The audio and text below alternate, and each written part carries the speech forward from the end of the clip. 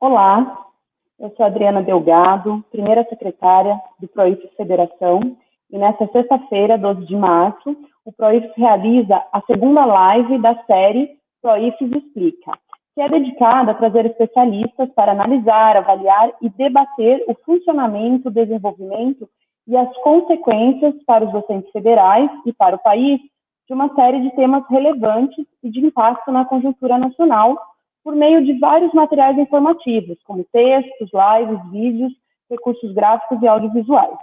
Então, nessa segunda edição, nós destacamos a proposta de emenda à Constituição, a PEC 186 de 2019, também chamada de PEC emergencial, que cria mecanismos de ajuste fiscal da União, para a União, para estados e municípios, com profundos impactos no serviço público e na carreira e remuneração dos servidores e servidoras públicos.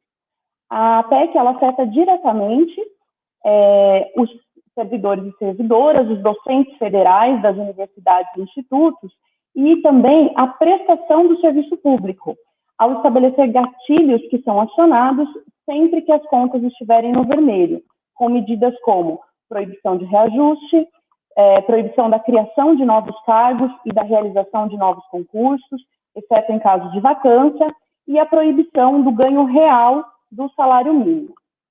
A Câmara dos Deputados, ela aprovou ontem, quinta-feira, em segundo turno, por 366 votos a favor e 127 contra, o texto base da PEC emergencial, mas ainda continua votando destaque. Para falar do impacto dessa PEC na vida dos docentes de universidades e institutos federais, nós temos hoje conosco o assessor parlamentar e consultor sindical, Vladimir Nepomuceno, o assessor jurídico da DUFG Sindicato, Elias Menta, e o assessor jurídico da DURB Sindical, a DUFG e Sindedutec, Francis Bordas. Gostaria de lembrar a todos que essa live ela está sendo transmitida pela página do Facebook e pelo canal YouTube do PROIFES e vai ficar disponível nesses canais para quem quiser rever, acompanhar, compartilhar, e divulgar esse material informativo. Todos também que estão acompanhando a nossa transmissão ao vivo podem enviar perguntas pelo chat de qualquer uma das redes. Então, fiquem à vontade, mandem perguntas que nós tentaremos responder a todas até o final dessa transmissão. Eu queria destacar ainda que a PEC 186, ela em conjunto com a PEC 32 de 2020, que é a PEC da reforma administrativa, elas têm um fundo em comum, que é o modelo de redução do Estado, redução de direitos sociais dos trabalhadores e trabalhadoras, e que foram frutos, conquistas de muitos anos de luta das diferentes categorias. Então, para começar, eu gostaria de fazer a primeira pergunta ao assessor da DURB Sindical, Francis Bordas, sobre como essas PECs se inserem em um movimento de desmonte do Estado que começou antes mesmo do atual governo. Francis, por favor. Professora Adriana, muito boa tarde. Vladimir, é uma satisfação rever o amigo, colega Elias também. Um agradecimento ao pessoal do apoio também, sobretudo ao convite feito pelo PROIFES. A pergunta ela é muito oportuna, porque nós não podemos achar que a PEC 186 é um fato isolado, é um caso pontual. O que chama muita atenção na PEC 186 é o momento, porque nós vivemos um país em que ontem foi campeão mundial de mortes pela Covid. Nós ontem fomos responsáveis por 23% das mortes de Covid no mundo. Mas a população brasileira corresponde a 2,4% só da população mundial. Então nós batemos recordes atrás de recordes tenebrosos, horríveis, e que talvez pudessem ser evitados por uma política de saúde de Estado e não de governo. E essa faz uma grande diferença. Mas a pergunta nos remonta, ou nos obriga a remontar a no mínimo 2016, quando há uma mudança de um projeto escolhido nas urnas por um outro projeto. Então, o golpe de 2016 ele trouxe para nós uma mudança de perfil de governo e de perfil de projeto para a sociedade. Então, há uma nítida ruptura de um projeto que eu diria um projeto mais de reconhecimento, de restabelecimento de direitos sociais e de entrega de serviços, para um projeto diametralmente oposto. Não? Mas não é um projeto que é disfarçado. E eu me recordo de uma frase do ex-ministro da Educação, o Abraham Weintraub, em um evento para as universidades privadas, ele largou esse sincericídio, assim, ele dizendo, abro aspas, pela primeira vez vocês têm um liberal na presidência e um liberal no MEC, disposto a comprar as brigas. Já tive reunião com muitos dos senhores e é visível a cara de alívio. Estou aqui para resolver. Façam autorregulação, organizem-se. Aspas. Friso, o Estado não existe. O Estado tem de ser diminuído para permitir que nós possamos buscar nossa felicidade. O lucro foi amaldiçoado, mas lucro é diferente de roubo. Lucro é resultado de trabalho honesto. Então, essa frase eu escolhi porque ela sintetiza muito bem a inserção desta PEC 186 num macro contexto de redução e de diminuição do Estado e de transferência das funções do Estado para a iniciativa privada, para favorecer o tão sonhado e confessado lucro que faz parte da política neoliberal. Isso não é uma novidade para ninguém e não é uma exclusividade, esse sonho do ex-ministro da Educação. E essa proposta ela inicia de forma muito clara na emenda dos gastos, emenda 95, que impôs o congelamento de gastos, tudo isso bem antes de pandemia. Né? Logo em seguida, nós tivemos uma lei que foi muito pouco discutida, mas os conceitos me chamaram muita atenção, que é a Lei da Declaração dos Direitos da Liberdade Econômica, né? Que ali explicita de forma muito aguda que é preciso que o estado fiscal seja reduzido, que as fiscalizações do Ministério do Trabalho tenham que ser pré-avisadas, ou seja, chega de surpresas para o empresariado, que os licenciamentos ambientais só para coisas muito grandes, etc. Então, há uma retirada do Estado, não apenas do ponto de vista do interesse do funcionalismo público, mas da sociedade como um todo. Há um enfraquecimento do poder de polícia, né? E essa Declaração de Direitos da Liberdade Econômica explicita de forma muito clara. Depois nós tivemos a reforma previdenciária, a reforma trabalhista, evidentemente, recentemente a emenda constitucional dos títulos podres dos bancos, que permite que praticamente obriga que o Banco Central possa comprar títulos podres do governo às custas dos nossos impostos, do governo não, de bancos, títulos podres esses que estão lá mofando há 15 anos em alguns bancos. Mas isso eu vou deixar para os economistas explicarem melhor em outra oportunidade, nessa série bem interessante que o Proifes coloca. E nós temos em 2019 a PEC 186, 187, 188, todas embutidas no chamado Plano Mais Brasil. E esse plano, essa PEC, todos repetem um argumento central, que é um argumento de que a máquina pública brasileira gasta muito e é preciso enxugá-la. Não se fala de um outro problema crônico orçamentário, que são as deficiências na arrecadação brasileira, se trata apenas de gastos. Não é? E essa PEC, ela 186, ela vem com esse espírito de limitar cada vez mais os gastos públicos, mas ela vai muito além. Não é? E eu permito dizer que essa PEC é muito boa para banco. Essa PEC é muito boa porque ela não vai só na questão da limitação de gastos. Ela constitucionaliza a dívida pública brasileira como um direito fundamental. Ou seja, essa PEC ela eleva o cuidado com a dívida pública brasileira ao patamar constitucional, no mesmo nível da educação, da saúde.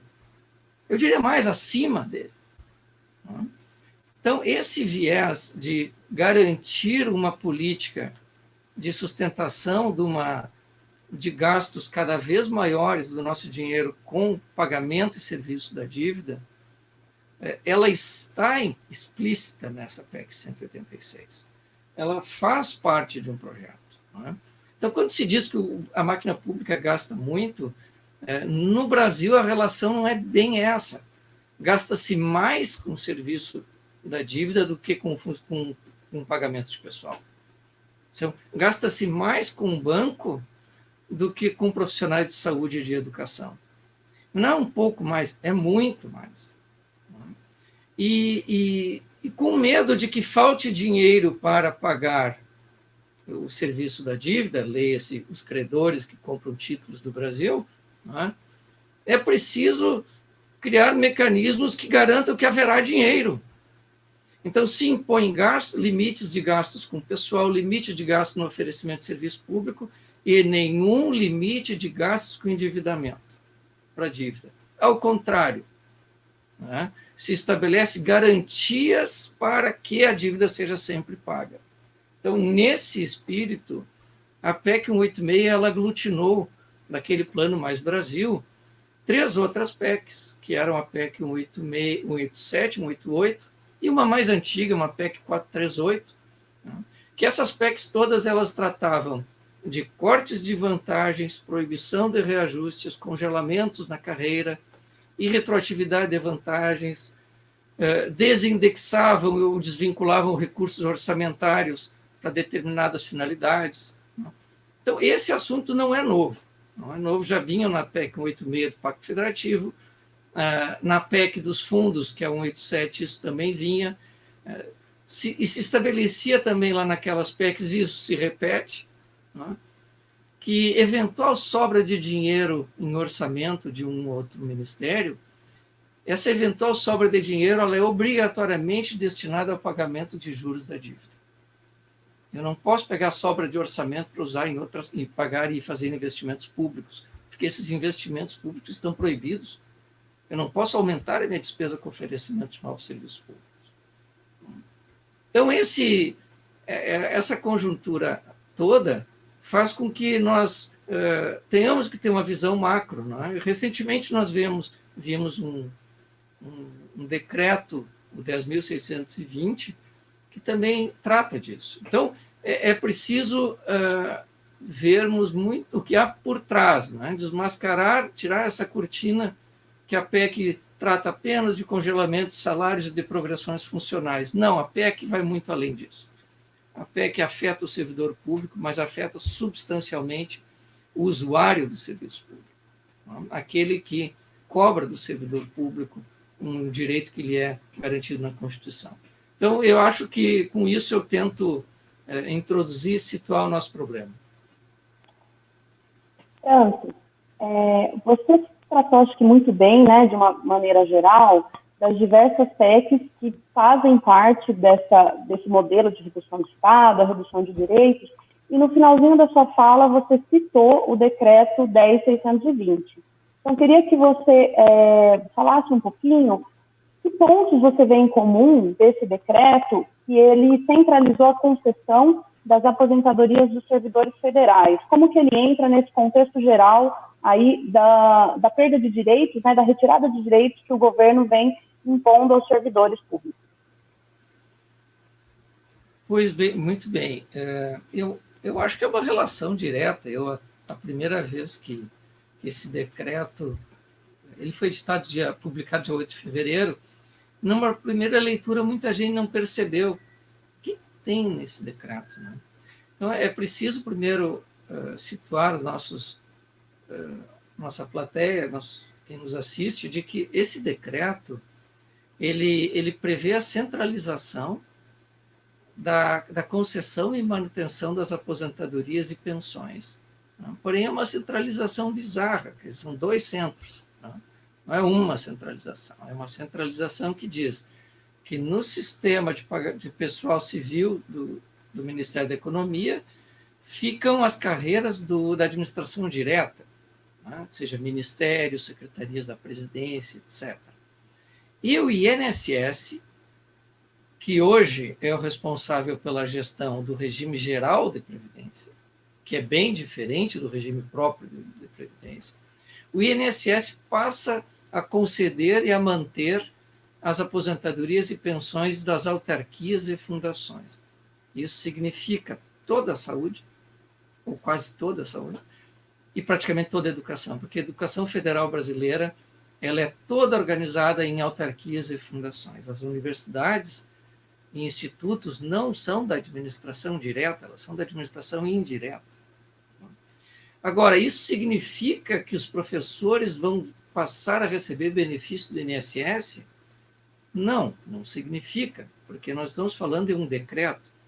Um decreto ele regulamenta o funcionamento da máquina, ele não cria nem retira direitos, ou não deveria criar nem retirar direitos. Então, esse decreto ele faz o quê na prática? É como se as pró-reitorias atualmente das universidades, ou setores de gestão de pessoas, ou recursos humanos, para os mais antigos, esses setores não serão mais os responsáveis por conceder as aposentadorias. E o decreto ainda permite mais, ele permite que o Ministério da Economia realoque essa força de trabalho das universidades para dentro de um outro órgão, para viabilizar esse serviço.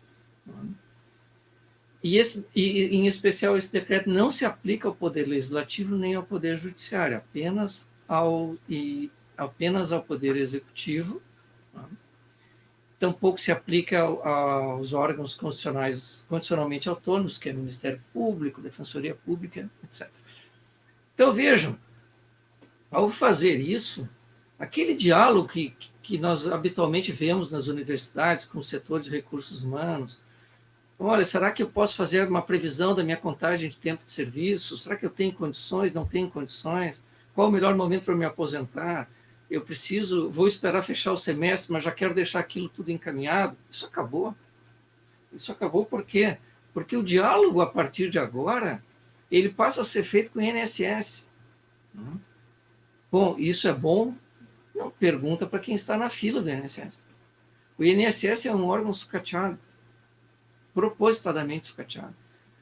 Dados recentes, acho que foi a FENASPES, que divulgou numa nota pública publicada no Correio Brasiliense, me alarmaram que 39% dos funcionários públicos do INSS passaram por alguma espécie de licença de saúde nos últimos anos. Vocês imaginam, 40% da força de trabalho ficou doente. Fora a carência de pessoal. O INSS teve um decréscimo na capacidade, na força de trabalho dele, muito grande, porque os cargos não foram repostos. E nesse cenário de sucateamento do INSS, se jogam mais 600 mil aposentadorias, no mínimo, um número excrescente. E isso vai trazer para o INSS alguns problemas. O primeiro deles, eles não têm gente.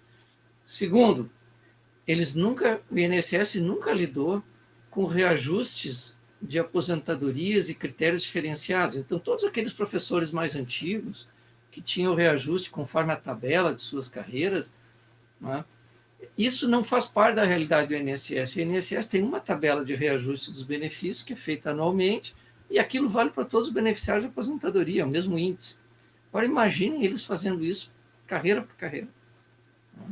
Então, tem vários problemas, há uma carência de pessoal que me parece muito grande, e a perspectiva que nós vemos isso é que haverá uma demora cada vez maior na concessão dos benefícios e haverá uma falta de diálogo. O que isso tem em comum com a PEC 186, que foi a pergunta, professora Adriana? Isso tem em comum o seguinte, no momento em que eu começo a separar os servidores federais em grupos, eu já estou implementando um desejo que está na PEC 32, que o Elias provavelmente pode explicitar melhor, que ela prevê o fracionamento de servidores em categorias e regimes distintos. E ela tem muito a ver com a PEC da Previdência, já votada e aprovada no ano de 2019, porque o regime de previdência brasileiro hoje, do servidor público, ele é exclusivamente no regime próprio. A reforma da Previdência autoriza o fim do regime próprio de Previdência.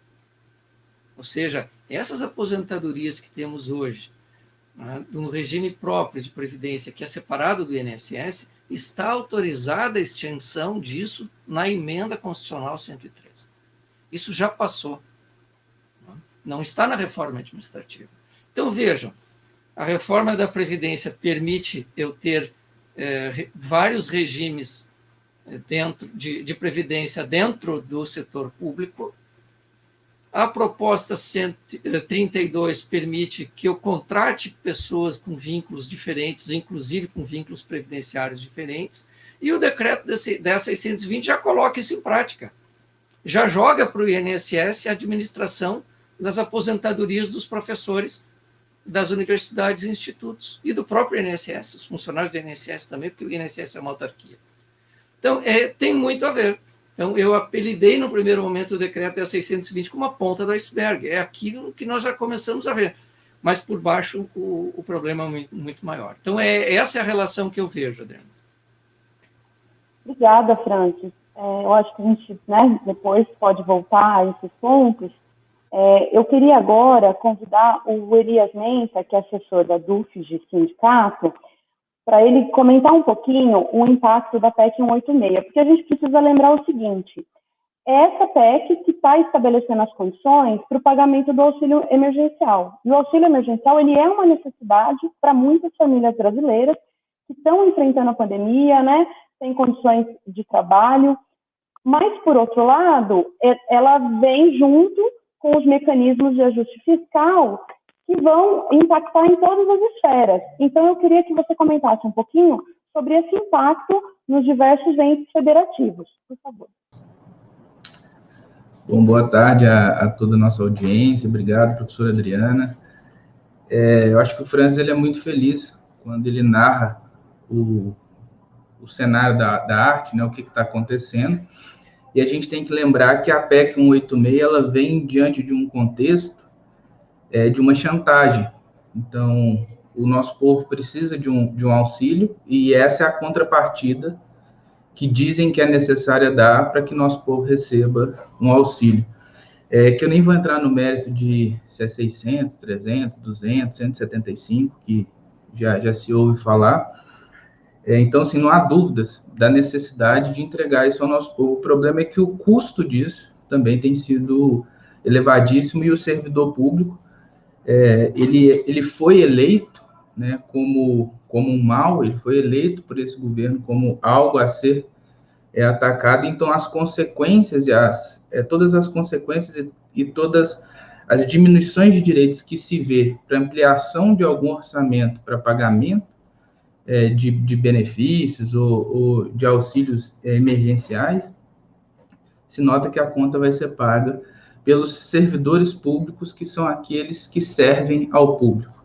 Então, essa PEC eu não vou entrar muito no mérito da transformação dela, porque o Vladimir vai falar e tem muito mais propriedade que eu, mas é bom que a gente lembre que chegou um momento em que se discutia, inclusive, a redução de carga horária com redução de salário.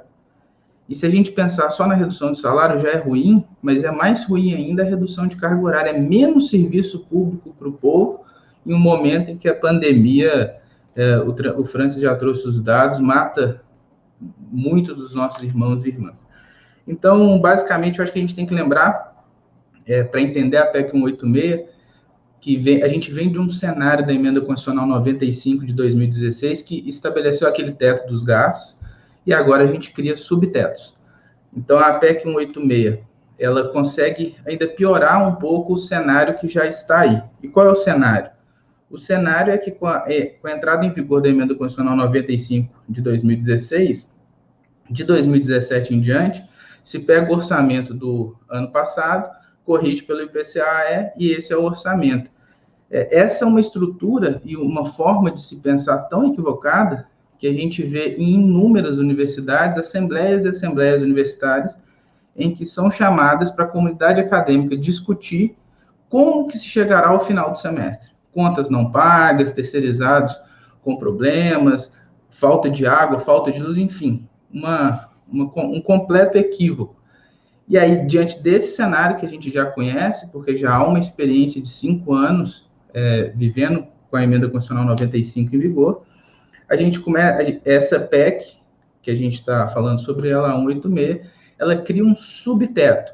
Então, quando a relação entre as despesas e o orçamento chega em 95%, você cria gatilhos e ajustes para fazer um ajuste fiscal, e esse gatilho que é acionado, eu vou explicar um pouco mais para frente, mas já lembrando que ela também possibilita que, ao atingir 85%, esses gatilhos, que são vedações, também possam ser acionados.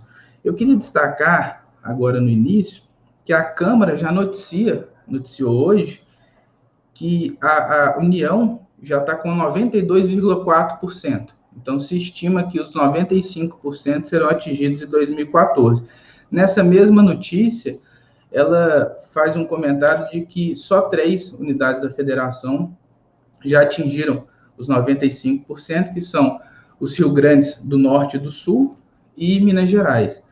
Só que é bom a gente entender também, e o DIEESE colaborou muito com isso, ele fez uma nota técnica no começo da semana, a nota técnica 252, que ela traz qual é o cenário dos estados. Então, você tem esses 3 estados que já estão acima de 95, entre 95 e 85, que é uma faixa onde já se pode aplicar esses preceitos.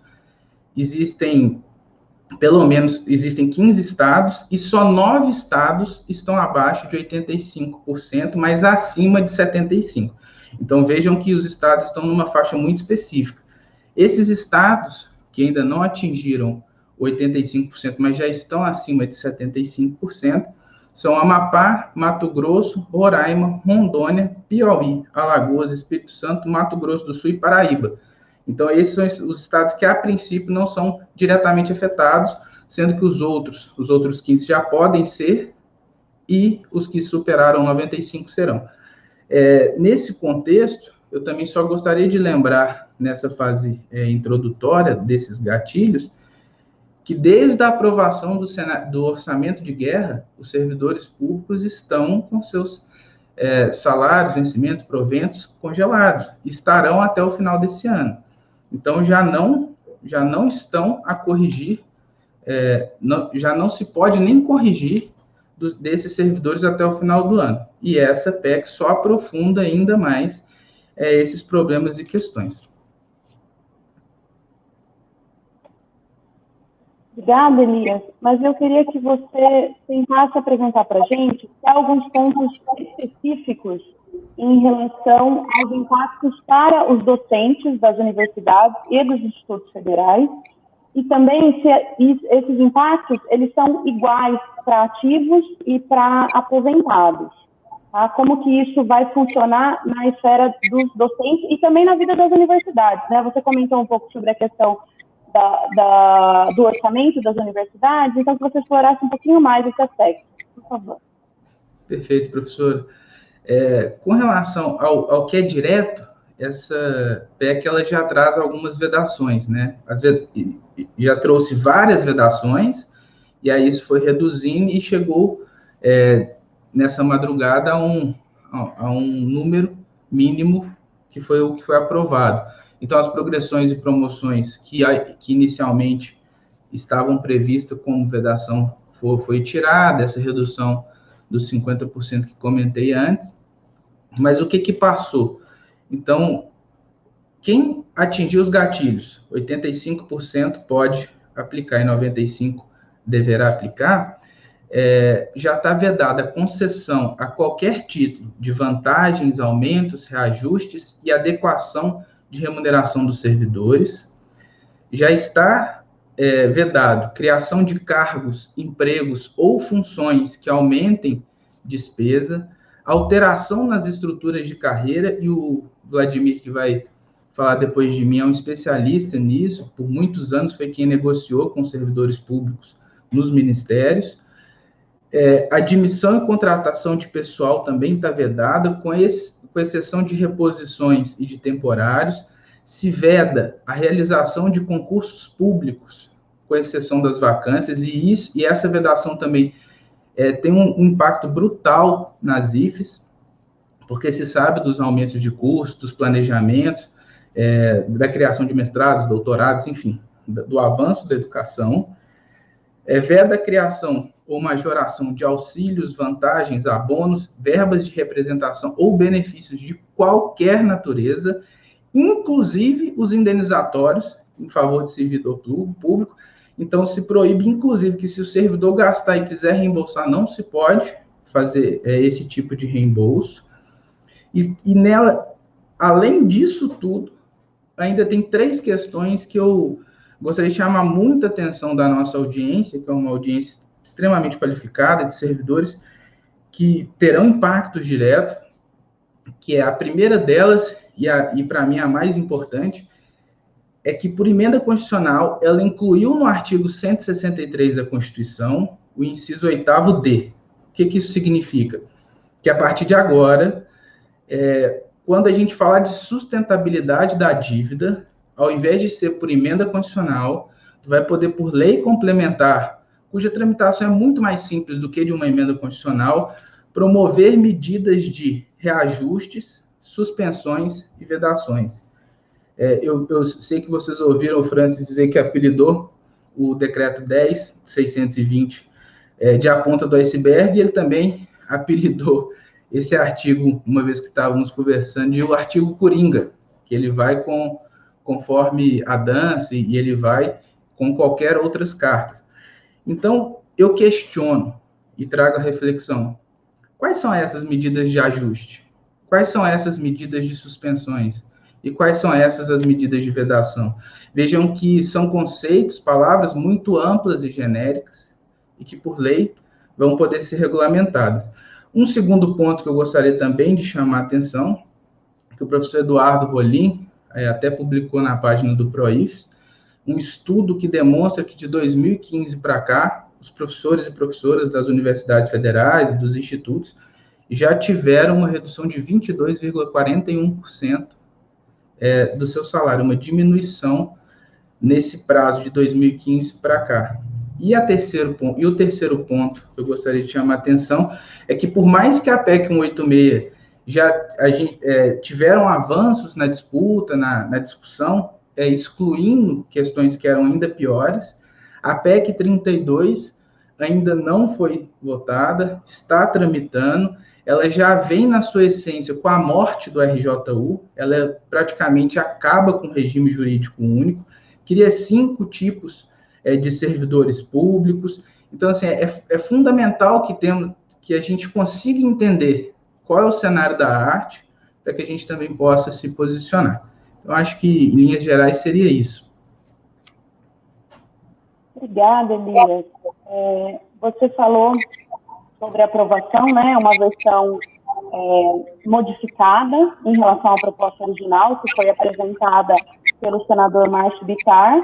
E aí eu gostaria, então, de convidar o Vladimir Nepomuceno, que é assessor parlamentar, para falar um pouco sobre essas diferenças. O que mudou entre a versão original da PEC e a versão que foi aprovada ontem na Câmara, e quais foram as negociações que propiciaram essas conquistas, né? Que a gente sabe que não é o ideal, mas que algumas coisas, nesse primeiro momento, foram conquistadas.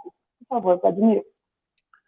Bom, em primeiro lugar, queria agradecer, através de você, Adriana, o convite do PROIFES para estar aqui conversando com todos, dando também os meus cumprimentos aos meus amigos, o Francis, o Elias, que a gente presencialmente não se vê já tem um tempinho, e quem eu admiro muito, fico sempre aprendendo mais alguma coisa com essa dupla aí, que sempre contribui muito.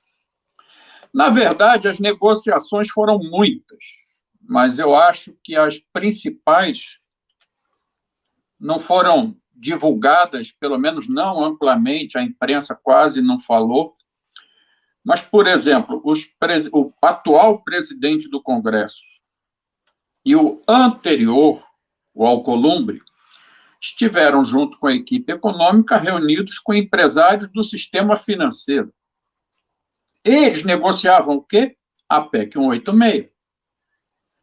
Para eles, as negociações não foram colocadas de uma forma parecida com o que foi feito com a gente, porque o movimento sindical, principalmente servidores, eu falo principalmente porque não foi só servidor público, mas principalmente servidores, se deu através de parlamentares.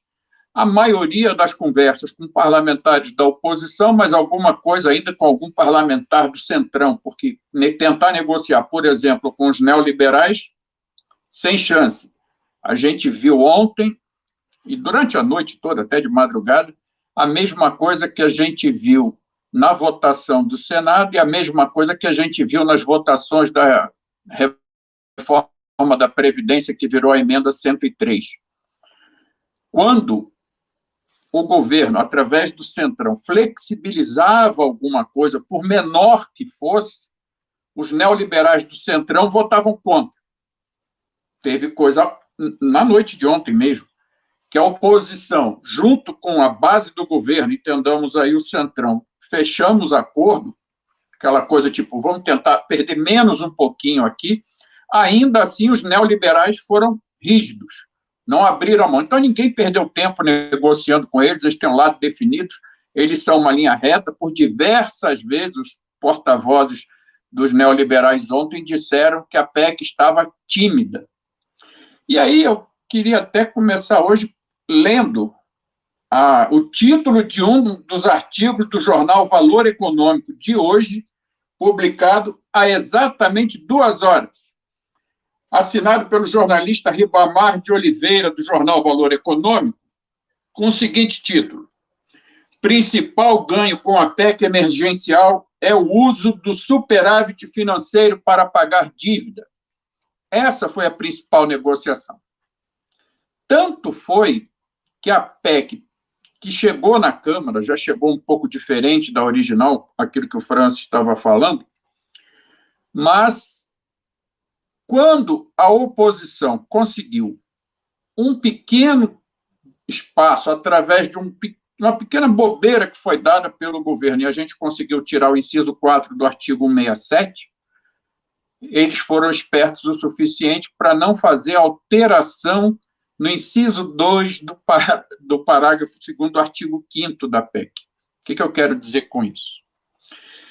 Não houve negociação com os neoliberais, os banqueiros, os representantes do sistema financeiro em relação aos fundos. Por isso deu aquela correria toda, juntou o pessoal da Receita, inclusive a cúpula da Receita Federal estava preocupada com o Fundaf, que é o dinheiro que sustenta toda a estrutura da Receita Federal, investimento em treinamento, capacitação, equipamento e tudo mais para os servidores da Receita.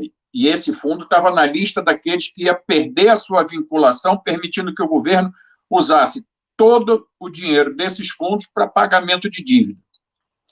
Pois muito bem, o cochilo foi aí. O cochilo do governo foi: nós conseguimos sensibilizar uma parte do Centrão, junto com o pessoal da Receita Federal e dirigentes de alguns fundos do governo, que tem pessoas de confiança do governo na direção desses fundos, e aí ficou aquela confusão no plenário. Eles não conseguiram os 308 votos, conseguiram 302, ou seja, bem mais do que nós, e ainda assim, por não terem atingido os 308, o inciso 4 do artigo 67 caiu. Significa que os fundos não estavam mais disponíveis para o governo manipular do jeito que queria. Ou seja, o dinheiro do fundo vai ser usado naquilo para o qual ele foi criado. O exemplo do Fundaf é simples, é o que eu falei e vai acontecer. O dinheiro do Fundaf vai ser usado para a Receita Federal, para aparelhar, para capacitar e tudo mais. Só que aí entra aquilo que eles perceberam, ficaram quietos e não deixaram a oposição levar. No artigo 5º, parágrafo 2º, o inciso 2 se referenciava justamente a esses fundos que eram excetuados naquela relação que nós conseguimos derrubar inteira. E qual foi o resultado? Daqui a 2 anos, todo o superávit de uma relação de fundos maior do que era vai ser usado para pagar dívida. Ou seja, entre aquilo que o fundo arrecada e o que é usado, sempre tem sobra. Sempre. Essa sobra vai somar durante 2 anos e vai ser toda ela usada para pagar dívida externa, as dívidas públicas, interna e externa. Essa negociação ninguém viu. As negociações que nós fizemos, na verdade, conseguiram, no segundo turno, garantir, também por pressão dos militares estaduais e federais, tirando Forças Armadas, né, porque desde Fernando Henrique, que militar não é servidor público, quando a gente ganhou na Justiça o reajuste que tinha sido dado aos militares e não aos civis, porque a gente argumentou naquela época. A Constituição é clara, servidores públicos, civis e militares. Fernando Henrique foi tranquilo. Então, tá, a partir de agora, muda a Constituição. Servidor público é só civil, militar não é servidor público. Mas Polícia Federal, Polícia Rodoviária, Polícia Militar, Polícia Civil, tudo isso é servidor público. Então, eles estavam muito mais preocupados com as promoções e progressões do que qualquer outra coisa. Porque, no caso deles, tem um problema sério. As progressões e promoções deles não são só por vacância, tem progressão e promoção automática. Coisa que nós, civis, apesar de ainda termos progressão e promoção em várias carreiras, já mitigando avaliação de desempenho com tempo de serviço, vamos perder o tempo de serviço na PEC 32. Isso aí está já garantido pelos governistas. Mas, de qualquer forma, interessava para nós que essa mudança fosse feita. Então, nós apoiamos o que os militares buscavam e garantimos que fosse retirado do texto a parte de promoções e progressões quando o interstício terminar no período de congelamento.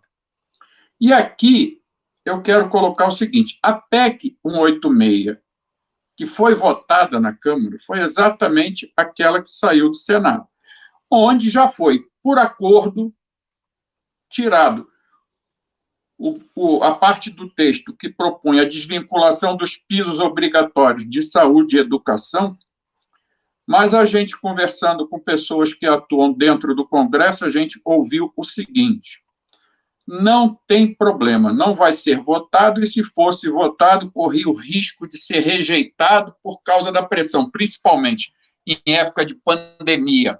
A questão da saúde fica muito pública, e pelo fato de que o Fundeb foi aprovado há pouco tempo, então ainda está muito recente o debate também na educação. Então, a garantia dos pisos mínimos de saúde e educação não iam constar da PEC, porque se constasse, corria o risco de serem votados pela rejeição, ia perder. E perdendo, a norma constitucional diz, não pode ser reapresentado no mesmo exercício. Pois, muito bem. Como o Francis falou aqui, essa PEC 186 não é a PEC 186 original de 2019, que já tinha o nome de emergencial.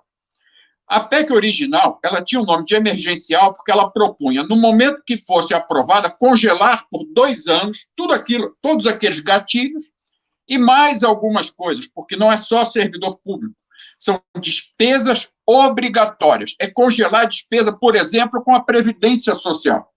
É congelar a despesa com todas as políticas sociais, incluindo, além da Previdência, saúde, educação, assistência social e outras. É uma série. Todas aquelas estão no artigo 6º da Constituição.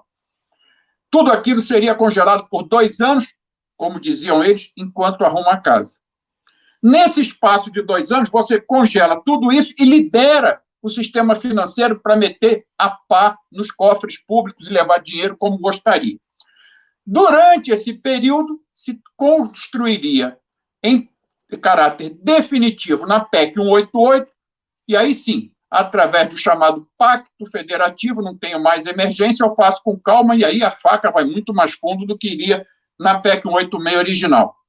E a PEC 187, que foi lembrada aqui também, a PEC dos fundos, teria, entre outras tarefas, a de fazer o que foi feito nesse texto agora. Ou seja, a PEC 186, que foi votada no Senado primeiro e na Câmara depois, ela juntou um pedaço da PEC 186 original, um pedaço da PEC 187 e um pedaço da PEC 188. E como disse um jornalista que trabalha no Congresso essa semana, o governo não está tão preocupado com essa PEC 186, porque, tirando as vitórias que ele conseguir ali, ele pode buscar as vitórias nas outras duas, porque nenhuma das duas foi arquivada, não saíram da pauta. A PEC 187, a dos fundos, pode desfazer o que nós conseguimos de vitória ao retirar o inciso 4º do artigo 67, bastando reformular a redação, lembrando que a PEC 187 já foi aprovada pela Comissão de Constituição e Justiça do Senado, dependendo apenas do plenário do Senado para ir para a Câmara dos Deputados. E a PEC 188 não foi ainda discutida na CCJ do Senado por um único motivo. Espera essa PEC 186, que foi discutida, ser promulgada, espera a lei orçamentária ser aprovada para depois botar para andar a PEC 188 com aquilo que a PEC 186 não contemplou e o orçamento também não. Lembrando que o orçamento vem baseado na lei de diretriz orçamentária muito mais restritivo, do mesmo jeitinho que a PEC 186 nas políticas sociais e despesa de pessoal. E aí, hoje, eu fui perguntado, porque teve deputado que falou, teve muita gente que falou que nós corremos o risco, no caso dos federais, de termos esse congelamento indo até mais 15 anos pela frente, chegando em 2036, quando a emenda 95 completa 20 anos. Eu digo o seguinte, esqueçam isso. A validade da emenda 95 continua sendo 20 anos. Mas esse bendito coringa que o Francis e o Elias falam, ele deu uma pernada em todo mundo. Porque está dito, justamente ali, no parágrafo único do inciso 8º, que foi criado e colocado no artigo 163 da Constituição, lembrando que esse artigo 163, ele faz parte de uma parte do texto que trata das normas gerais de finanças públicas, diferente da emenda 95, que foi localizada nas disposições transitórias da Constituição. Está ali porque ela tem prazo de validade, ainda que sejam 20 anos, ela é provisória. Mas o artigo 163 não é provisório. Ele trata das finanças públicas permanentes.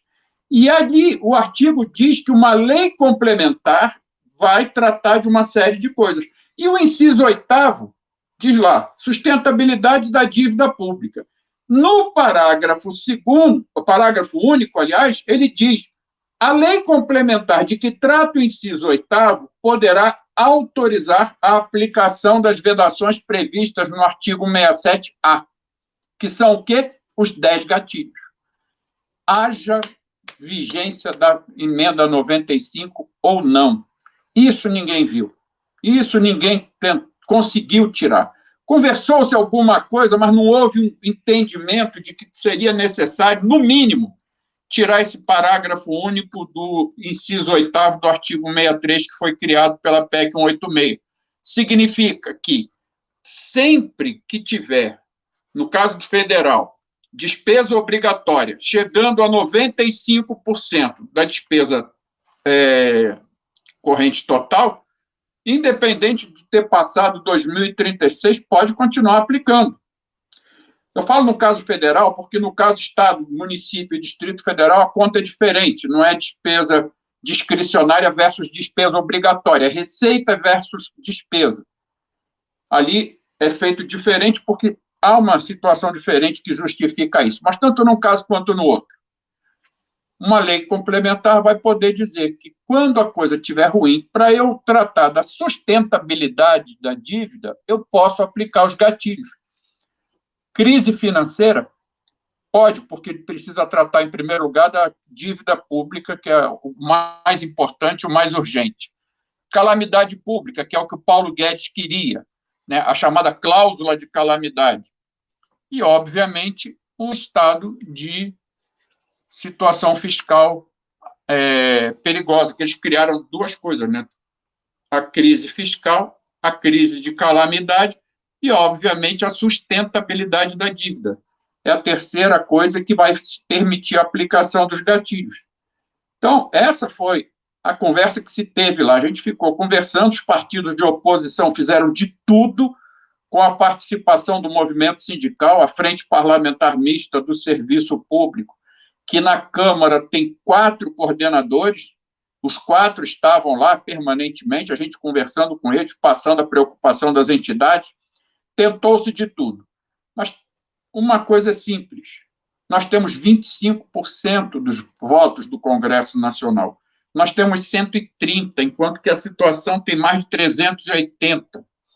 Então, quando a gente consegue pegar um pedacinho do Centrão, melhora um pouco, mas não necessariamente o suficiente para a gente ser vitorioso. Tanto é que, quando a gente conseguiu, foi porque, num cochilo, a base do governo perdeu 6 votos para chegar nos 308. É muito difícil. No Senado não é muito diferente, nós temos 27% do total. Nós temos, nos 81 senadores, nós temos aproximadamente 22, 23 que votam com a gente na maioria dos pontos. Então, essa é a situação que a gente tem da tramitação das propostas que foram discutidas na PEC 186 no Congresso. Vladimir, mas pelo que você colocou, quer dizer, a gente tem umas ameaças que ainda estão aí pairando, né, que são a 187, a 188, e com essa dificuldade também que você pontuou dessa inserção no Congresso, como é que nós podemos atuar? Então, a gente tem um cenário agora que se coloca com a aprovação da PEC, o que a gente pode esperar nos próximos meses e como que deve ser a nossa atuação?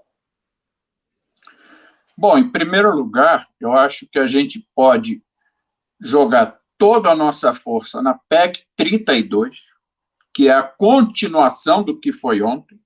Inclusive, o líder do governo na Câmara ontem fez um discurso maravilhoso e tal, quem estivesse chegando agora de Marte ia achar que aquilo ali era verdade. Ele deixou bem claro, nós estamos no início, nós não estamos concluindo nada. Nós terminamos a primeira etapa, que é a PEC 186, vamos continuar na PEC 32, inclusive a questão das promoções e progressões vão voltar a ser discutidas na PEC 32, porque o acordo que eles fizeram com os policiais militares, civis, federais e rodoviários é de que na PEC 32 a situação deles será mais bem tratada. Então, ali vai ter coisa que não foi como eles gostariam na PEC 186. E é óbvio que nós vamos também ter que acompanhar a PEC 187, que está no Senado, que agora vai ser liberada pela CCJ para ir a plenário, e a PEC 188, que vai começar a tramitar no Senado também. E aí eu fecho, respondendo essa tua questão, Adriana, com o seguinte, não vamos perder tempo tentando convencer quem já está convencido. Como diz o ditado, não vamos pregar para convertido. Os 130 na Câmara e os 22 no Senado que votam com a gente, eles precisam de nós para ter mais argumentos, para ajudar a puxar alguém do centro para ser ganho para questões mais pontuais. Derrubar a PEC 32 eu acho muito difícil, mas tentar diminuir ao máximo o prejuízo dá para a gente fazer.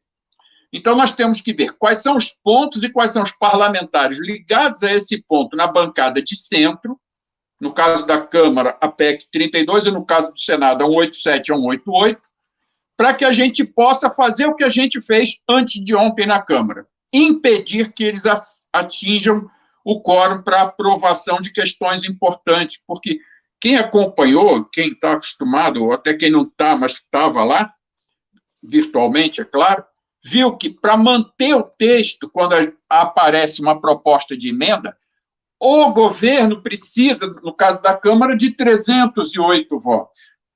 Nós conseguimos uma derrota para o governo quando ele conseguiu menos 6. Quer dizer, em números absolutos, eles ganharam de nós, mas não levaram o texto como eles queriam, porque não atingiram os 308 votos.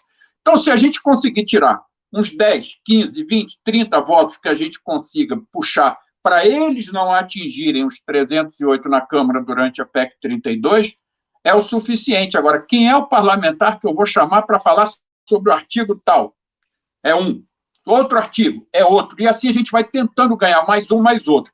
E fornecendo informações para que a bancada da oposição, que é fechada com a gente, tenha mais argumentos para lá dentro, porque nós temos dificuldade de chegar até os parlamentares, para que eles possam fazer essa discussão. E aí eu encerro essa questão dizendo o seguinte, chegou para a frente parlamentar uma informação que eu achei absurda, mas é verdade.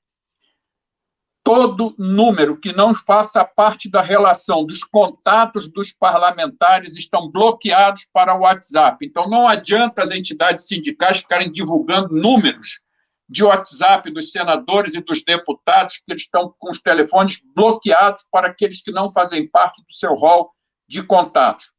E as caixas de e-mail que tiverem a identificação de alguma entidade sindical estão organizadas para jogar tudo para spam, ou seja, a gente não chega nos parlamentares por e-mail nem pelo WhatsApp. Então, a gente vai precisar de uma melhor organização para chegar através dos nossos parlamentares ou aqui fora, através dos escritórios dos parlamentares, dos partidos políticos, através de assessores e de pessoas que tenham acesso a eles. Porque foi assim que os policiais conseguiram chegar, foi assim que a Receita conseguiu chegar, foi assim que alguns companheiros nossos conseguiram chegar também. Vladimir, acho que é muito importante essas suas colocações e você aponta um caminho, né, possível.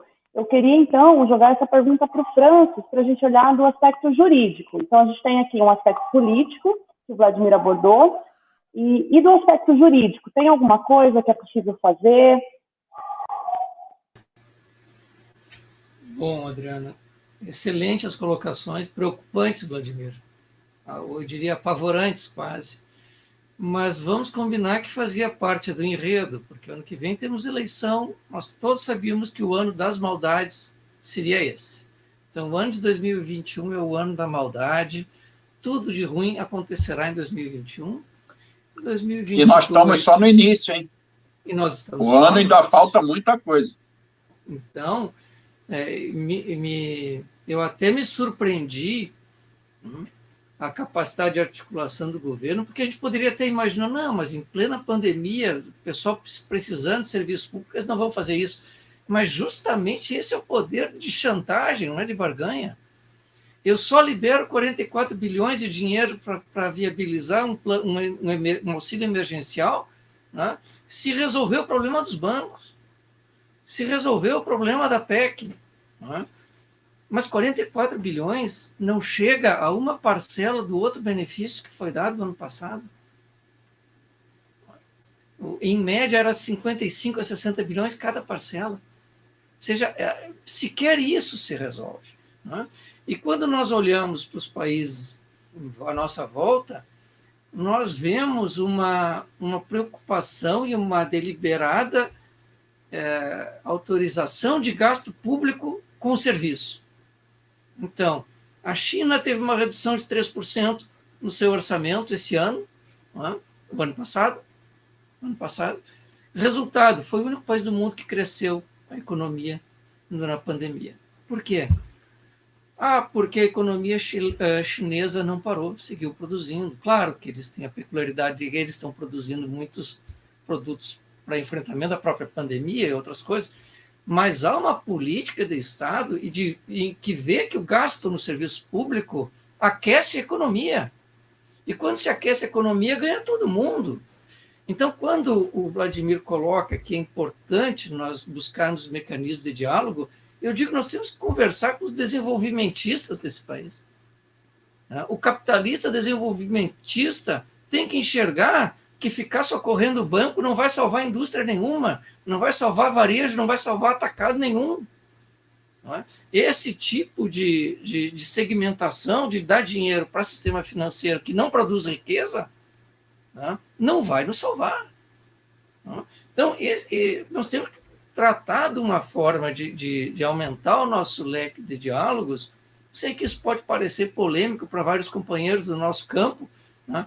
Mas a realidade está dada pelo Vladimir, nós só temos 25% dos votos. Com isso, nós não fazemos nada.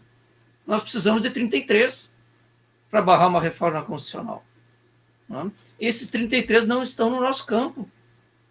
Nós vamos ter que buscar esse diálogo com alguém do nosso campo que enxergue que essa política garantista de um sistema rentista financeiro, ela é muito prejudicial para a indústria brasileira, ela é prejudicial para o comércio brasileiro, ela é prejudicial mais cedo ou mais tarde para o agronegócio brasileiro, porque nós não vamos ter dinheiro para infraestrutura para escoar produção, nós não vamos ter dinheiro, porque esse dinheiro está todo carimbado. Olha, esse aqui é para quem comprou título do Tesouro. Essa é a nossa dívida. Esse cara é o ficha 1 da fila. Enquanto eu não pagar esse cara, eu não pago mais ninguém. Então, a lógica é isso. E não é só um pleito de servidor, né? Pois não, desculpa. Desculpa te interromper. Eu acho que você aponta ainda o diálogo com outros setores, que sem dúvida são importantes, mas falando em termos jurídicos, quer dizer, é possível questionar judicialmente algum dos pontos da PEC? Ainda há espaço para isso ou não? Vai ser só na base da política mesmo e dessa abertura de diálogo? Haverá. Talvez não seja agora o momento. Porque agora, essa semana, inclusive, saiu uma decisão do Supremo Tribunal Federal contra um mandato de segurança de um parlamentar, que agora me escapou o nome, Vladimir certamente sabe quem é, que se pretendia barrar uma determinada votação ao argumento que a proposta seria inconstitucional. O Supremo disse, bom, então espera votar, né? Porque o Supremo não pode julgar a inconstitucionalidade de uma coisa que não existe. Então, essa possibilidade existe. Mas eu quero também lembrar um episódio que nós tivemos no passado. Na reforma administrativa do Fernando Henrique Cardoso, o regime jurídico único foi extinto no texto final da emenda constitucional 19, sem ter o número mínimo de votos. Ou seja, em 98 foi publicada uma emenda constitucional que não teve voto mínimo. Ou seja, a que ponto esse pessoal chegou naquela época? Aí o Supremo intercedeu e suspendeu a vigência daquele artigo que não teve quórum de votação. Mas vejam o desplante. O pessoal publicou um texto de uma emenda constitucional que não teve quórum. Então, eu me preocupo que isso se repita. Na época, o Supremo foi vigilante. Foi né? Eu não me lembrava da diferença. Mas foi a lei Candir, tipo de coisa. Um voto. Um voto.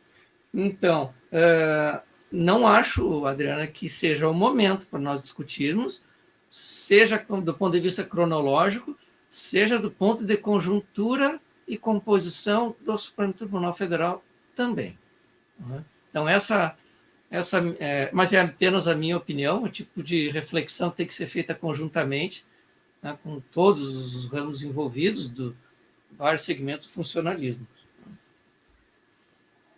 Obrigada, Francis. Eu acho que é isso, né? É importante colocar os pontos, eles vão amadurecendo. A gente tem aqui uma pergunta que veio pelo chat, que é a pergunta da Patrícia Milano, ela está dirigida para o Elias, e ela pergunta sobre as promoções e progressões. Então, a pergunta da Patrícia é: as promoções e progressões estão mantidas atreladas ao aumento salarial ou ocorrerá somente uma promoção? E ela explica, o que está autorizado é só o enquadramento no nível de adjunto, de associado, ou esse enquadramento, né, essa promoção, ela vai estar associada ao respectivo salário, ao aumento de salário?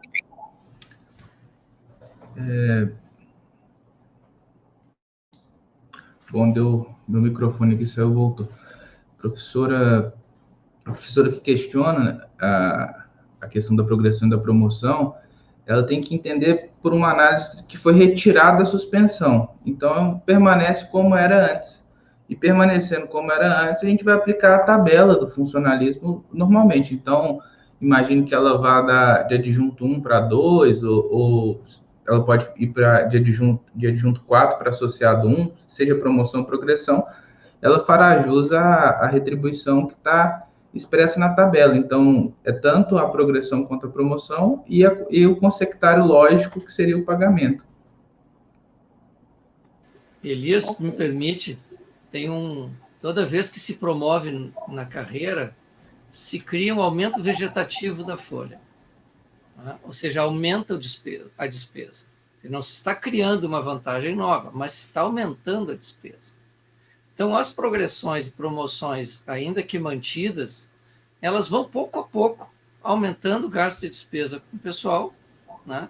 E pouco a pouco vamos nos aproximando do subteto que o Elias comentou para a gente ali adiante. Então, é uma questão de tempo para as promoções serem cortadas. E só, Adriana, se me permite também, só a título de reflexão, a gente tem que lembrar que no orçamento de guerra, progressões e promoções quase foram. Nos 45 do segundo tempo, salvo algum equívoco, mas me lembro que era final de semana, o Randolph, junto com outros parlamentares, fizeram a discussão e conseguiram retirar. Nessa também quase foi, e como o Vladimir muito bem aponta, tem a 187, 188, 32, e tem pelo menos 4 instrumentos que podem ser ainda usados para essa discussão. Então, mais do que nunca, vigilância e atenção são fundamentais, e só a título de complementar também a questão que o Vladimir disse, uma iniciativa que me pareceu muito interessante foi a interpelação extrajudicial que a Auditoria Cidadã da Dívida Pública, da Dívida, fez, quando ela interpelou todos os senadores e os principais líderes dos deputados por um documento, um instrumento público que o cartório cumpriu. Então, talvez, eu não sei qual vai ser o caminho que a gente terá que seguir, mas quando se tem WhatsApps, e-mails e toda forma de comunicação com o povo bloqueada, talvez seja uma das possibilidades. Elias, ainda em relação às progressões, a gente tem 2 perguntas, né? Uma sobre reajuste real, então esses foram retirados, né? Para você confirmar, por favor, reajuste real do salário, e a outra sobre o incentivo de qualificação. Os incentivos de qualificação, eles estão mantidos da mesma forma que as progressões e promoções.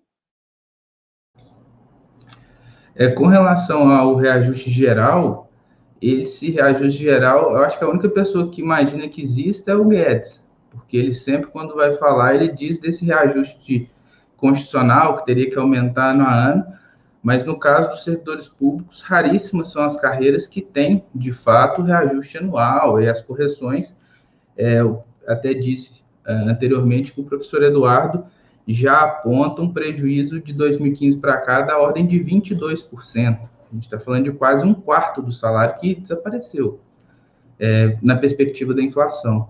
Mas com relação ao outro ponto dos incentivos, a gente teria que entender mais o que é, porque há uma vedação para concessão de qualquer benefício, só que não há vedação, por exemplo, para que um professor possa se afastar para fazer uma pós-graduação estrito sensu, um mestrado, um doutorado. Isso não está vedado, mas aí a gente tem que entender qual seria o incentivo especificamente que quer que trate para ser mais preciso, porque pode ser que em alguma coisa tenha um impacto negativo, tenha um bloqueio, né, quando se atingir os gatilhos e tudo mais.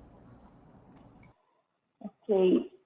Bom, aí, analisando todo esse aspecto, a necessidade do diálogo, todos os impactos que se colocam, eu queria perguntar para o Vladimir como que tudo isso vai influenciar as disputas eleitorais de 2022. Quer dizer, tem parte nessa discussão da eleição, essas PECs, o papel do serviço público, como que você vê isso em relação, né, a gente está próximo, então ano que vem todo mundo já está pensando em eleição, como que você vê esse aspecto?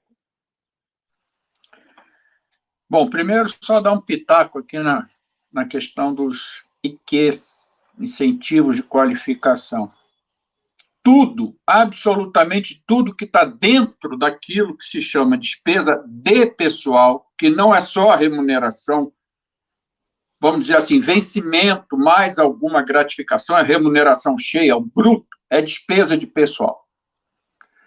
Tudo isso está bloqueado. A pessoa pode até ter direito, mas congelado. Mas, enfim, em relação ao processo eleitoral, eu acho que a gente tem que ver algumas coisas. Primeiro, nós precisamos ter um foco mais amplo. Ontem eu participei de um evento promovido pela CUT aqui do Distrito Federal, junto com o Sindicato dos Bancários, Sindicato dos Professores da Rede Pública. Primeira coisa que eu achei interessante, a iniciativa foi dos bancários, discutir a PEC 186, a PEC 32. Aí o pessoal fala assim, mas bancário, sim, é necessário. Porque todo mundo da esquerda, os progressistas, ficamos felizes de saber que o ex-presidente Lula readquiriu seus direitos políticos. Eu falava ontem na live o seguinte: não adianta eleger o melhor candidato a presidente. Nós vimos o que aconteceu em 2016. O DIAP, todo ano que tem eleição, logo após a eleição, faz um levantamento, uma radiografia do Congresso e publica. Em 2014, foi feito esse estudo pelo DIAP e foi publicado com o seguinte resultado: é a pior legislatura desde o fim da ditadura militar. 4 anos depois, nós tivemos o mesmo estudo atualizado a partir das eleições de 2018 e o resultado foi muito pior, porque porque a turma eleita em 18 está lá, a pior legislatura desde que existe república no Brasil, desde o fim do Império. É a mais conservadora, a mais retrógrada, a mais mercenária. Tudo que você pensar de atrasado está lá. E como dizia o então senador Requião numa reunião que eu participei, não adianta você tentar convencer parlamentares do MDB, porque aqueles que não são patrões estão lá a serviço de patrões. Não tem um parlamentar do MDB, que é o maior partido, por exemplo, no Senado, se só tem patrão nele. Então, nós precisamos eleger uma bancada parlamentar que nos ajude. E aí, eu quero só pegar um exemplo aqui. O Instituto Renova BR, que é dirigido por Luciano Huck, junto com Armínio Fraga, fez um número pequeno de deputados e senadores nas eleições passadas para Câmara, Senado e Assembleias Legislativas. Pois, muito bem, eles fizeram 147 prefeitos na eleição do ano passado. Cidade de grande e médio porte. Eles estão investindo pesado no parlamento. Os neoliberais estão crescendo no parlamento. Então, do jeito que funciona a coisa no Brasil, o presidente da República pode ter o melhor projeto, mas ele precisa, no mínimo, de uma bancada razoável no Congresso para que isso seja colocado em prática. Então, no processo eleitoral do ano que vem, nós temos que trabalhar para eleger um bom presidente da República, bons governadores, e aí eu estou me referindo principalmente a Minas Gerais, Rio de Janeiro, Rio Grande do Sul, que são estados que estão com garrote aqui e tem governadores extremamente conservadores e que não estão nem aí para a necessidade da população. Peguei 3 só, mas são mais. E aí nós precisamos eleger parlamentares para as assembleias legislativas, para a Câmara e para o Senado, que nos deem o mínimo de tranquilidade para a tramitação e debate numa correlação de forças menos ruim.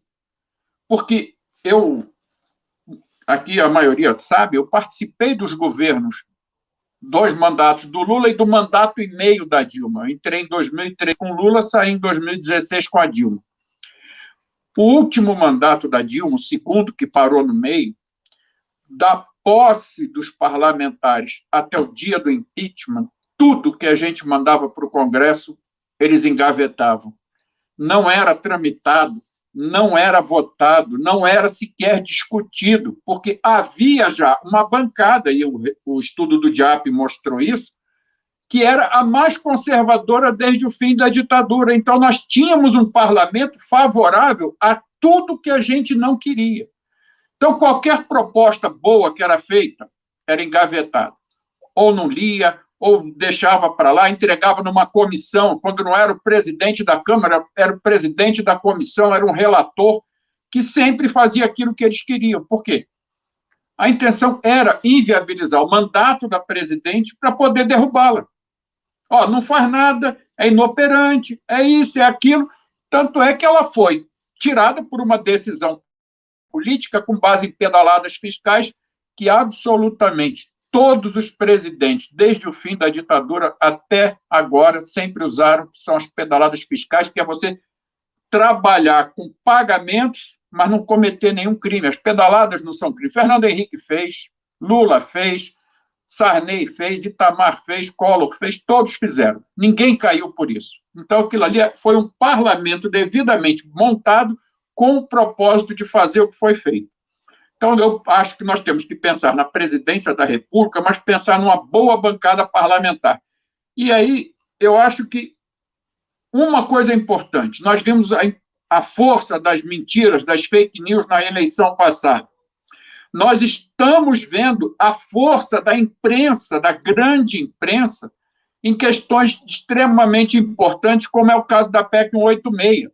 A verdade não foi dita. Não precisava dessa PEC para aprovar auxílio emergencial. Ano passado ele foi aprovado sem nenhuma PEC. E detalhe, eu até comentava isso ontem, a PEC 186 já estava no Congresso quando foi declarado estado de calamidade pública no Brasil.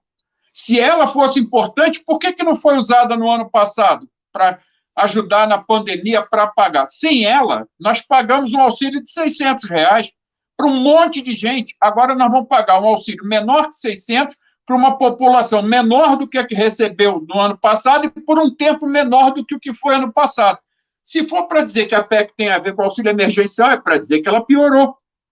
Então, nós temos que saber também trabalhar com a informação. Nós temos as redes sociais para trabalhar e saber melhor manusear isso, porque a direita sabe muito bem fazer isso, e como disputar espaço com a grande imprensa. Porque a grande imprensa, hoje de manhã eu estava vendo na Globo News, lendo nos jornais, todo mundo comemorando o resultado da 186. Essa notícia que eu li no jornal Valor Econômico não é por acaso. Principal ganho com a PEC é o uso do superávit para pagar dívida. Isso está em letras garrafais no jornal Valor Econômico. Tudo bem que não é jornal para o povão, mas o conteúdo é mais ou menos o mesmo que está sendo dito pelo Globo, Bandeirantes, Record, SBT, que o povo assiste. Então, nós temos que saber como enfrentar a grande mídia, como saber como nos comportar e enfrentar a direita nas redes sociais para eleger uma bancada minimamente razoável de parlamentares, além de um bom presidente e bons governadores. São muitos desafios, né? Eu acho que está claro aí, a gente precisa trabalhar muito, e diante disso, estamos caminhando para o final dessa live, então eu vou chamar cada um para as suas considerações finais, aí começando pelo Francis, por favor, suas palavras finais aí antes de encerrarmos. Muito obrigado, professora. Obrigado, Vladimir, obrigado, Elias, pela parceria nesse evento, obrigado ao Proifes pela oportunidade. Saímos, evidentemente, muito preocupados e cestrosos do que nos espera pela frente, mas acho que o Vladimir colocou o ponto central, não é? Ou nós colocamos representantes que efetivamente nos representam, e isso cada cidadão brasileiro tem que ter consciência disso, né? Coloque alguém com quem você se identifica, né? Não coloque alguém que é talvez o seu sonho de que um dia eu vou ser um grande industrial e, portanto, eu vou votar num grande banqueiro, num grande... Não, coloque alguém que se identifique, que vai fazer por você. Né? Então, me parece que nós temos um trabalho gigante pela frente. Né? Nós seguimos ainda apagando incêndios da reforma da Previdência. Temos que combater esse decreto 10.620, que, embora não trate propriamente de retiradas de direitos constitucionais, mas ele nos empata a vida, uma barbaridade. Né? A pauta do que tem que fazer, do que o movimento sindical tem que fazer é gigante. Mas me parece que eu queria só encerrar com esse estímulo de tentar mostrar para a sociedade que não se trata de uma pauta corporativista, de uma pauta de defesa de direitos trabalhistas, apenas, porque nós tivemos uma reforma da Previdência, várias reformas trabalhistas, tivemos uma reforma agora no sistema financeiro, todas elas com base num único argumento e discurso. Vai aquecer a economia, agora esse país avança, e não deu em nada, e só piora. Ou seja, esse discurso de que retirar e reformar é para melhorar a economia como um todo, né, já está mais do que visto que não é assim que funciona. Então, eu queria agradecer a oportunidade de passar a bola aos companheiros. Obrigado. Obrigada, Francis. Elias, por favor, suas últimas palavras. Senhor, só agradecer. Foi um prazer passar um pouco da tarde com o amigo Vladimir, Francis, com a senhora, com a nossa audiência. Acho que as perguntas enriquecem muito o debate. Queria só relembrar, né, que a luta ainda é muito árdua, muita coisa ainda está por vir, e só a união que vai fazer com que a gente consiga ganhar, ou pelo menos tirar o que for pior, né? Pelo menos algumas conquistas. Então, não deixar o nosso pessoal, nosso povo, ser seduzido por um discurso de que essa é a última reforma da Previdência. Já são 7, 8, teve no Fernando, teve no Lula, teve em Dilma, no Temer não passou por um fiapo.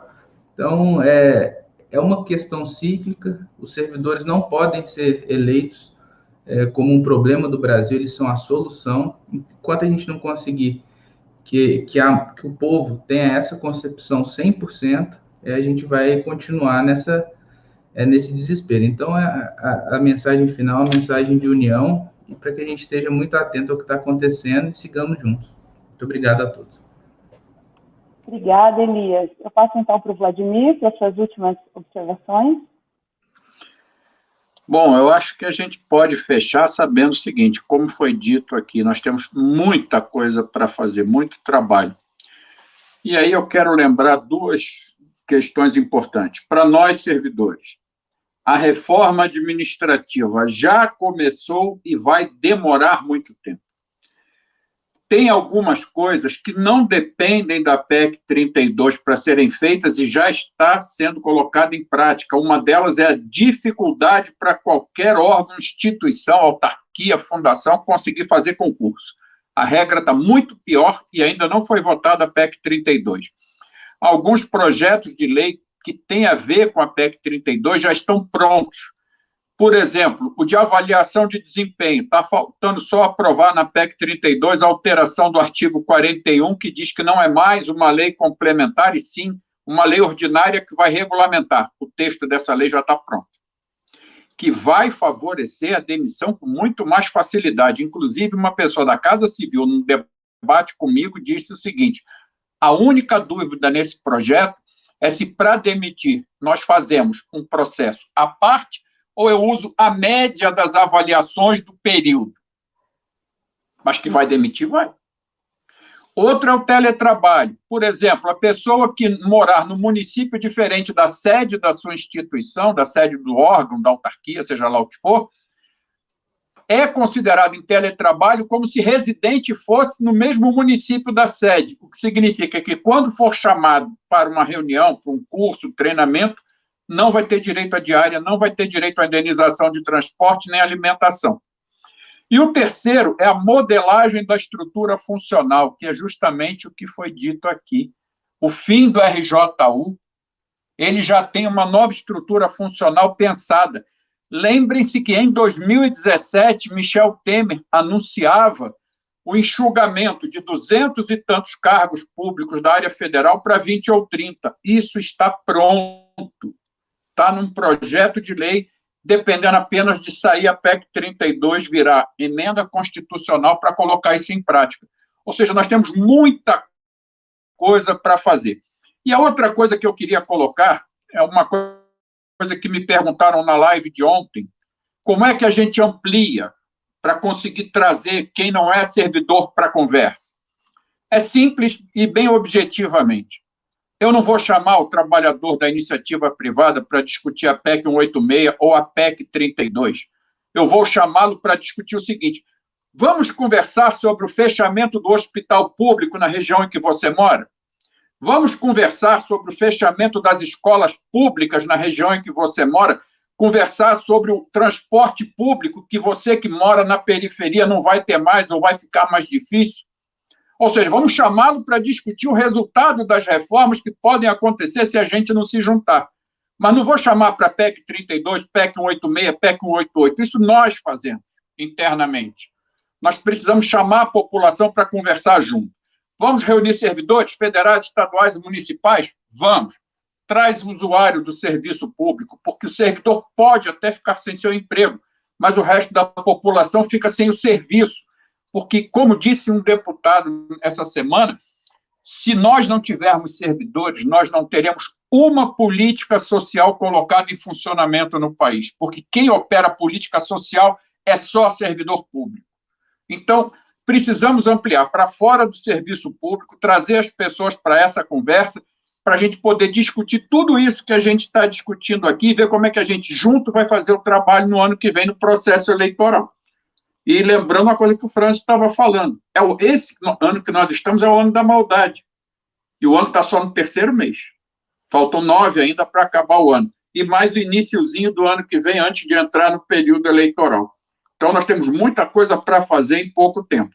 No mais, Adriana, é agradecer o convite do PROIFES, a alegria de estar aqui com vocês, rever meus amigos Elias e Francis, e me colocar à disposição para sempre que o PROIFES quiser a gente poder participar e avançar mais nessas discussões, porque a gente conversando, a gente vai aprendendo um com o outro e vai avançando nessa luta que todos nós só temos a ganhar. Muito obrigado e um abraço também a todos que estão acompanhando a gente aqui. Muito obrigada, Vladimir. Acho que você pontua muito bem várias questões. Eu queria, de novo, agradecer a presença dos nossos 3 convidados, que nos ajudaram, né, a entender um pouquinho mais de todo esse aspecto do que está acontecendo. Queria lembrar que nós estamos encerrando agora a segunda live da série PROIFES Explica, mas que nós continuamos publicando materiais, teremos novas lives, teremos materiais nas redes. A live de hoje, ela vai estar na íntegra disponível no canal do YouTube e do Facebook do PROIFES. Então, pedimos que acompanhem as nossas redes, divulguem esse material, divulguem para outras pessoas e vamos trabalhar aí por essa união colocada para ver se a gente consegue melhorar para todos, né? Serviço público é um problema de todos, não é só dos servidores, é da população em geral. Muito obrigado e até a próxima oportunidade.